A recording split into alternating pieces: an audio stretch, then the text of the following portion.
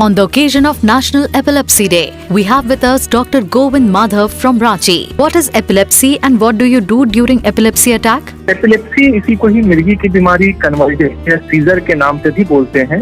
ये होता क्यों है? क्योंकि ब्रेन के अंदर में जो न्यूरॉन्स होते हैं उसमें इलेक्ट्रिक डिस्चार्जेज अचानक से होने लग जाते हैं, या एक तरह से कह सकते हैं कि ब्रेन के सर्किट में शॉर्ट सर्किट हो जाता है। तो ये जो अटैक आते हैं अब नॉर्मल मूवमेंट के, कंपन के, झटके के, इसे आम भाषा में चमकी की बीमारी भी कहते हैं या मिर्गी का दौरा कहते हैं, इसे ही सीजर कहते हैं। अमूमन लोगों में भ्रांति ये होती है कि अगर किसी को एक बार मिर्गी हो जाए तो कभी ठीक नहीं होगा। तो इस भ्रांति को भी, आज एपिलेप्सी डे है तो उस दिन मैं लोगों से अपील करके बताना चाहता हूँ कि ऐसा बिल्कुल नहीं है। बहुत सारे जो एपिलेप्सी के पेशेंट बिल्कुल ठीक हो सकते हैं, जड़ से इलाज संभव नहीं है, लेकिन हाँ, दवाइयों से उसे 99% तक कम किया जा सकता है, रोकथाम करके रखा जा सकता है, नियंत्रित करके रखा जा सकता है। Thank you, doctor.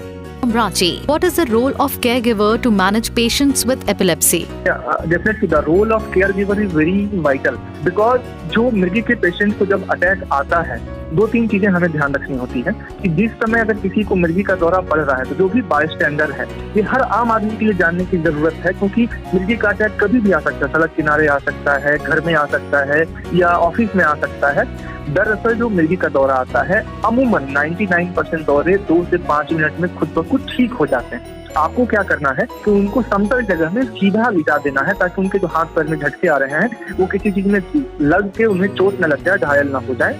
अगर आपके आसपास कुछ चम्मच जैसी कठोर चीज है तो उसे आप उनके दोनों दांतों के बीच में रख सकते हैं, ताकि उनके दांत के जो कंपन हो रहे हैं उससे उनकी जीभ न टूट जाए, और जैसे ही वो होश में आए उस समय उनको नजदीकी किसी अस्पताल में ले जाएं। Thank you, doctor.